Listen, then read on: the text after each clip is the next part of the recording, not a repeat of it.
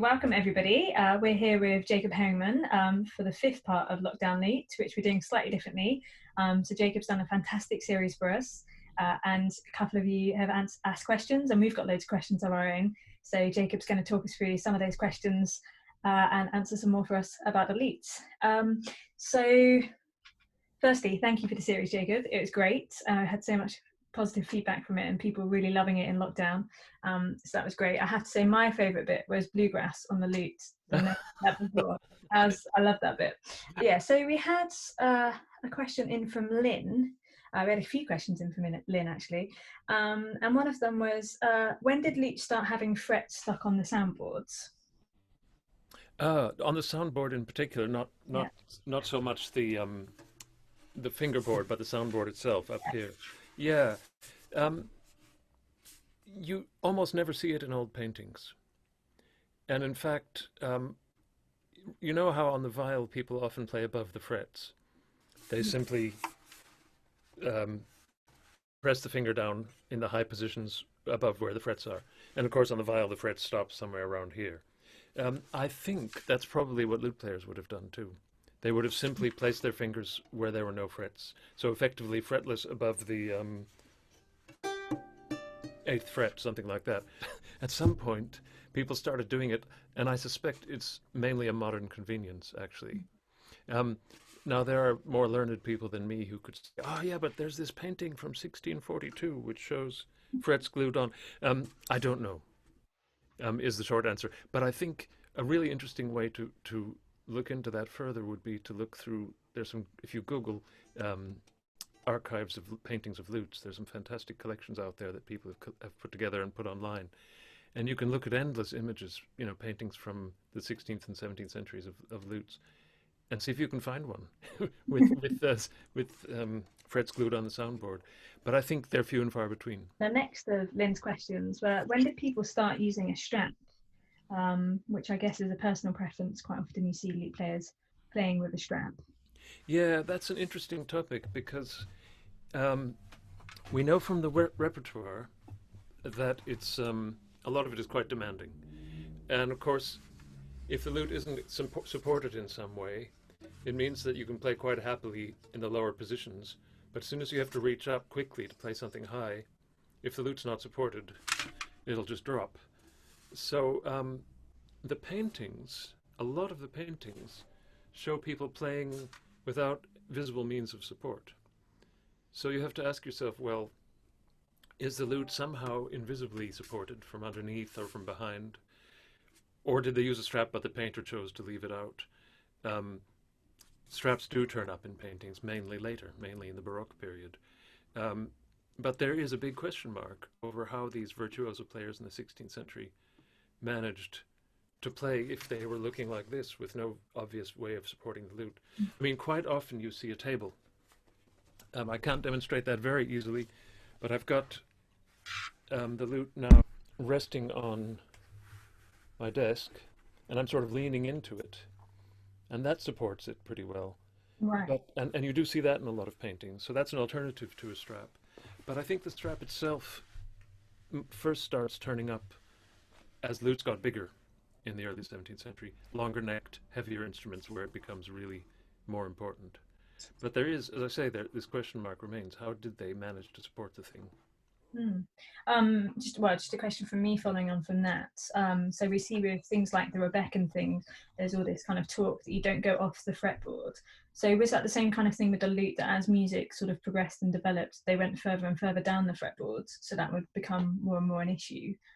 Or did they use quite a bit of the fretboard sort of anyway? You mean into high positions? Yes, yeah. Yeah. Even quite early on, in the earliest printed lute music, you find very high positions, actually. Yeah, right from the start, really.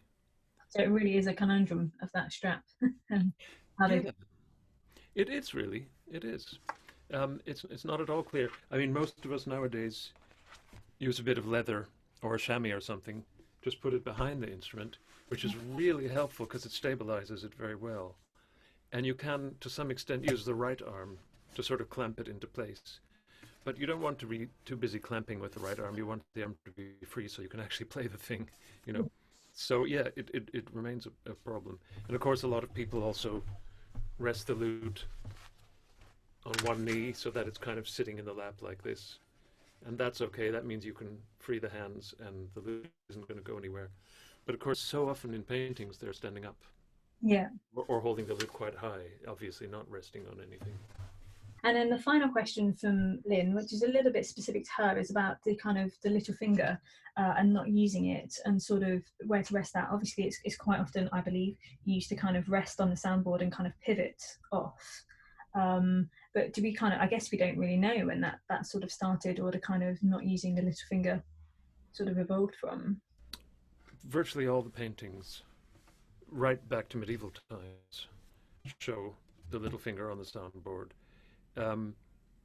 And what little information we know from 16th century lute treatises and so on also mentions the little finger on the soundboard. And actually, it's quite an integral part of playing the lute using this Renaissance hand position, this so-called thumb under position. Thumb under because the thumb disappears behind the index finger. Because if you think about it, if you're playing passage work like this, by swinging the arm from the elbow, if the little finger isn't on the soundboard, you're going to have quite a lot of weight swinging around. It almost becomes too heavy and too unwieldy. And of course, the lute is very lightly strung. So if you rest the little finger, then it sort of limits the movement a little bit and gives you a smaller arc to work with.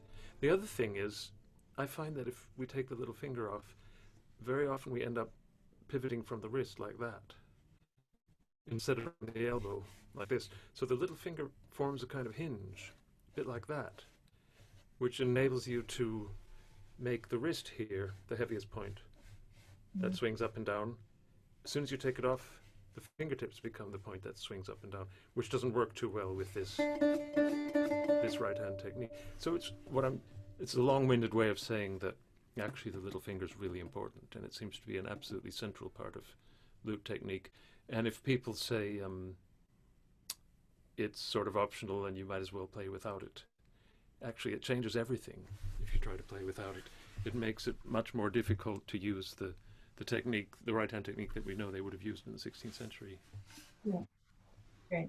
So a question, not from our customers specifically for this, but a lot of times, especially in London, being Tin Pan Alley, where we are in the early music shop there, we obviously have just a load of guitarists coming in and kind of always blown away by the lute and always really interested. So it was great the part two that you did that really went into like the kind of similarities between the guitar and obviously just tuning down that third string down a semitone.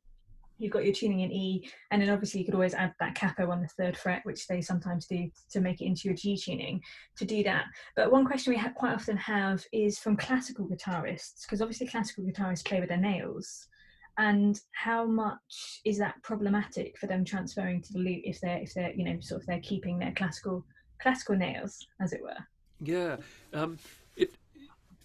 if you're going to get into playing in the sort of 16th century way as opposed to the later 17th and 18th century way, which is a bit more like the classical guitar, the nails do make it more difficult because you're striking, I'm going to try and get in close here, you're striking the double strings with the flesh of the fingertips, and you're keeping the tip joint nice and relaxed and working mainly from the larger joints. So you can sort of imagine that a fingernail is going to get in the way, isn't it? Yeah. And you kind of have to work around it. It is possible. And one thing some guitarists do is they'll kind of shorten this bit of the nail. The bit that because the string is sort of at this angle to the finger, isn't it? Yeah. So if this end of the nail, this side, is a bit longer and this side's a bit shorter, you might just get away with doing both. It is possible. It's just a bit more difficult. That's all, you know. That's really interesting. I always assumed it might be because they might break the string quite naively with the. Yeah, well, maybe with really light gut strings, but of course most of us, for everyday practical purposes, would use nylon strings. Yeah. For those of you who don't know, my husband is a lutenist as well, and I've just taken the liberty of nicking some of his books and having a little read through. So here we've got the variety of lute lessons compiled by Robert Dowland. which I'm sure Jacob knows all about. But I was just having a little read of the intro, which is rather quite cute and very of its time. And they've just got these things about choosing the lute for a learner. So first and foremost, choose a lute neither great nor small, but a middling one, such as shall fit thine hand in thine own judgments. Which I think is quite nice. So what are your thoughts on, in terms of choosing a lute? Quite often we get the question, especially with our Renaissance lutes, of a sort of 6, 7 or 8 course lutes, of which we sort of give varying answers, generally about sort of period of music that they want to play, or maybe how they want to progress with the lute. But would you say there's a kind of, I mean, obviously everyone's different and there'll be different answers for anybody who's playing, but is there a kind of sort of one that you'd say, if you don't really have a clue, this would be the one to start with in terms of the number of courses? In terms of number of courses, I think, yeah, if you don't have a preference, like for instance, some people come to me and say they just love 16th century polyphony and they want to learn 16th century lute music. Well, that's fine. That's clear then. They need a 6-course lute. Other people say, I want to play Dowland. And I say, well, good luck. It takes a bit of work because it's not the easiest, but it's obviously wonderful music. For them, I would say a 7-course or an 8-course lute. In an ideal world, and this isn't just me trying to sell lutes, in an ideal world, you'd have more than one. Seriously, because they are so different. The 6-course lute, of which I have one right here,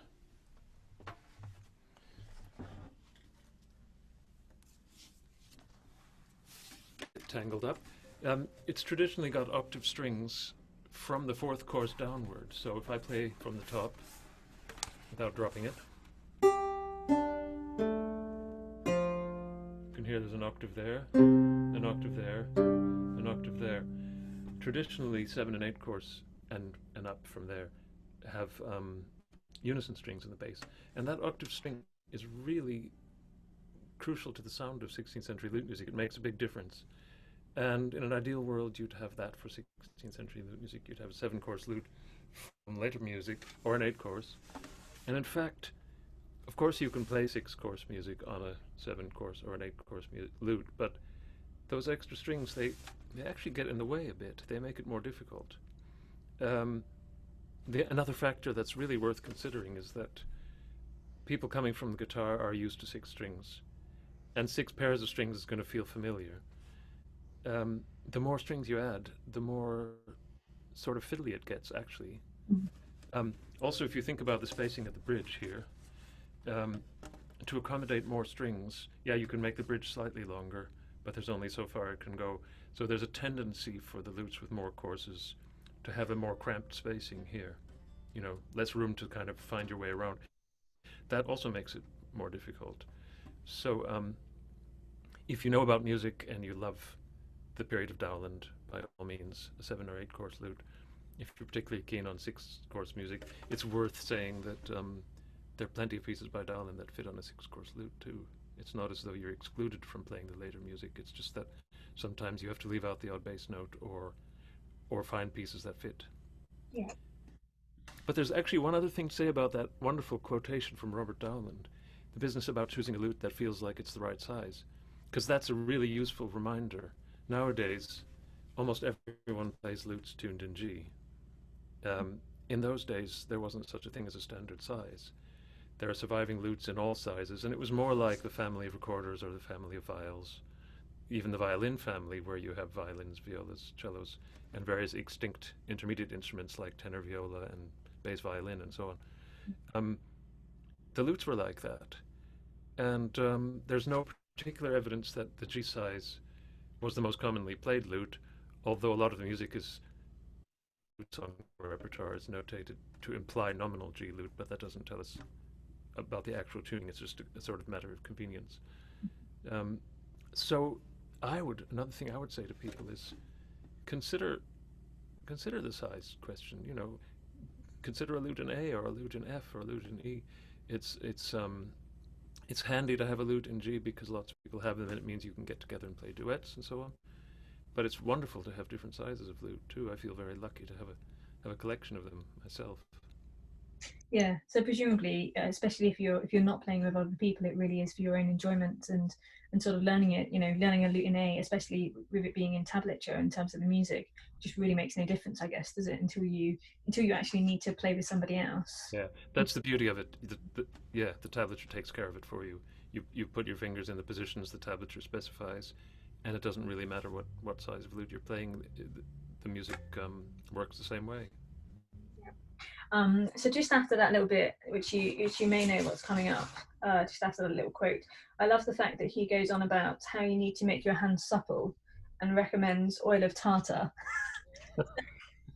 I don't know if that's something that you kind of teach people. I mean, he suggests kind of forcibly pulling and lengthening their fingers, and laying their hand on a table and spreading their fingers as broad as possible. So I don't know if that's something that's come into our modern lute teaching, but I thought that was quite amusing.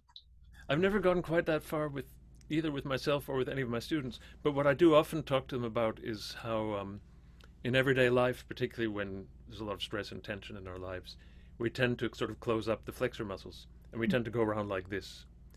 You know, I think I'm possibly not the only one who occasionally wakes up and notices that I've been sleeping while making a fist while sleeping. What I was dreaming about, I don't know.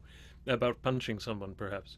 But I do often encourage people to just, in everyday life, practice sort of cultivating an open hand Mhm. because that is really conducive to plucking the strings. Because if you think about it, plucking a string starts from open, you contract or flex, and then bounce back to where you started.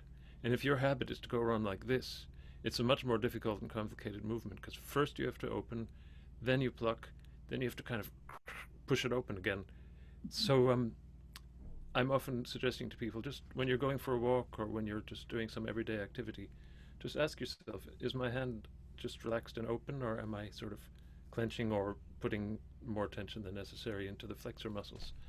Because that's the opposite of what we need for playing the lute. Mm. So I was thinking about sort of obviously lute, and there's just such a wealth of music out there. I mean, obviously we sell a lot, but also you know IMSLP, all of the facsimiles that are becoming available, really readily available of lute music. I guess that's really even more accessible for lutenists than maybe some other players. I mean, myself as a recorder player, sometimes you see a facsimile and it's like, oh, it's sort of illegible. But I guess with a tablature, that means that they do tend to be very legible and very sort of easy to kind of approach. Is that right?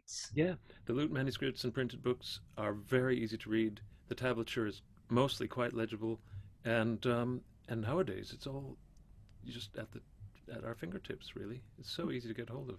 Unlike 30 odd years ago, when I had to go and spend days in libraries and do lots of photocopying and so on. Yeah, it's so easy now. And then about tablature, we've got our French and Italian tablature. So often our question is, what is the difference between that? Yeah, that's a relatively easy one to explain. Um, both systems are basically charts telling you where to put your fingers. And the French tablature um, places the top string, the highest pitch string, at the top. So it's as though I were looking at the lute this way, or to show you from here, looking at the lute this way. So here's your top line of tablature. It's the top string. You have the 6 lines for the 6 courses. For 7 and 8 course lute, then you would have just sort of the equivalent of ledger lines. You'd have tablature numbers under the strings. And then you have letters. So a letter A means open string, letter B means first fret, and so on up. Whereas in Italian tablature, it's all reversed. So I'm looking at the lute like this. The top string's at the bottom, and you have numbers instead of letters. Right. So you have a number 1 for the first fret, a 2 for the second fret, and so on. I like Italian tablature because if I see a number 7, I know I have to play the 7th fret. Whereas in French tablature, if I see a letter H, it's sort of A, B, C, D, E. We don't necessarily think H7. So personally, I think Italian tablature is brilliant because it's so easy, so straightforward. Yeah. But they both use the same system, except that one is upside down, effectively.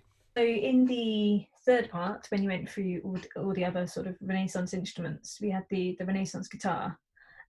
which I believe is tuned like the ukulele, as you said.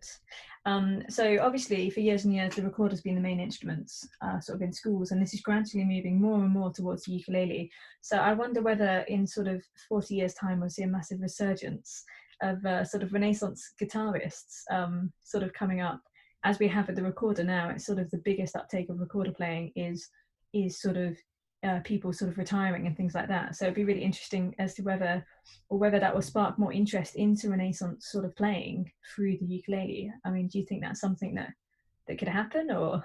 That would be amazing because I mean I have a lute student who recently, when I mentioned to him that actually the uke and the Renaissance guitar are tuned much the same, he got very excited, and I sent him a pile of Renaissance guitar tablature, and he started playing it on his uke, and he was over the moon, you know. So that's the great thing about uke players is very often they're used to tab anyway, guitar tab, which is a slightly hybrid between French lute tablature and Italian lute tablature in that the top string's on top, but it has numbers instead of letters. But if you can do that, you could easily read Renaissance guitar tablatures, of which there are countless out there. So yeah, you can easily adapt that repertoire to the uke.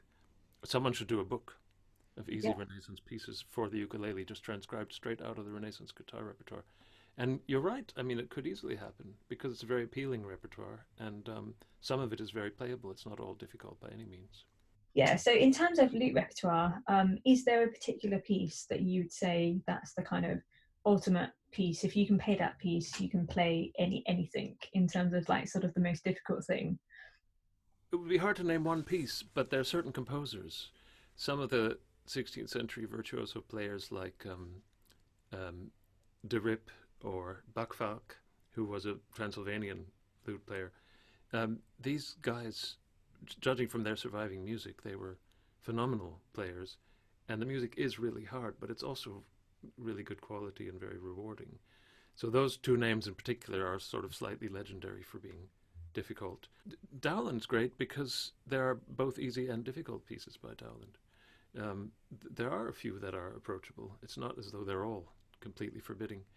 But the other composer who is very much underrated is Anon. She was rather brilliant.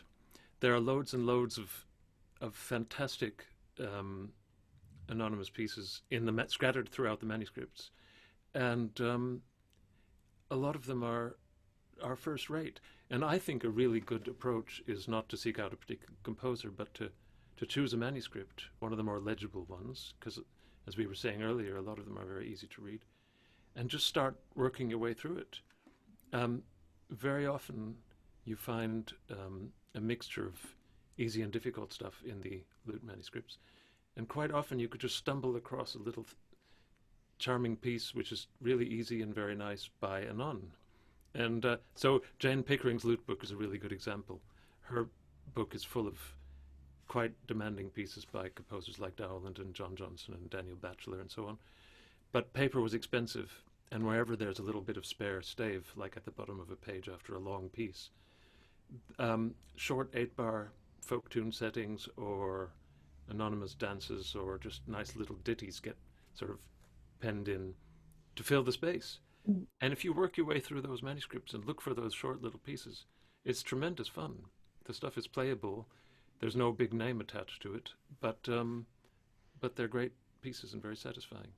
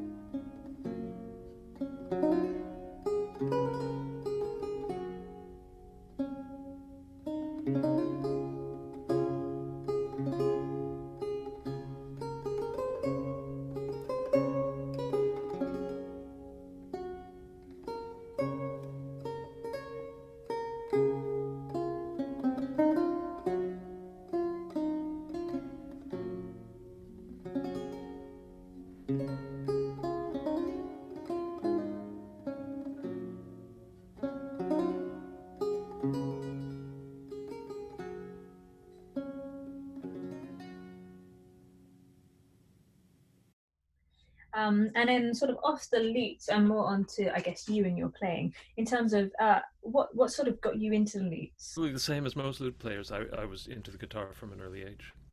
From the age of 6, I was playing the guitar. In fact, I'm told that when I was 4, I was started pestering my parents for a guitar, and they didn't take me seriously for the first couple of years. So I had to get a shoebox and put rubber bands on it, and I started strumming that and made up songs. Then when I was 6, they finally gave me a guitar, and I played guitar, all styles of guitar, classical, rock, blues, and so on, until after university, actually, because I didn't do music at university. Um, and then I kind of slightly accidentally found myself hearing the lute on the radio. And I'd heard some of the older style players, the ones who were playing slightly hybrid instruments, sort of heavy, old fashioned lutes, which Mhm. hadn't particularly excited me. But then I heard for the first time um, a sort of accurate, lightweight, modern reconstruction of an old lute being played. And I sort of, well, I was never the same after that. I thought that was just such a beautiful sound, quite unlike the guitar. And that's when I sort of hatched the idea that I'd like to learn to do that.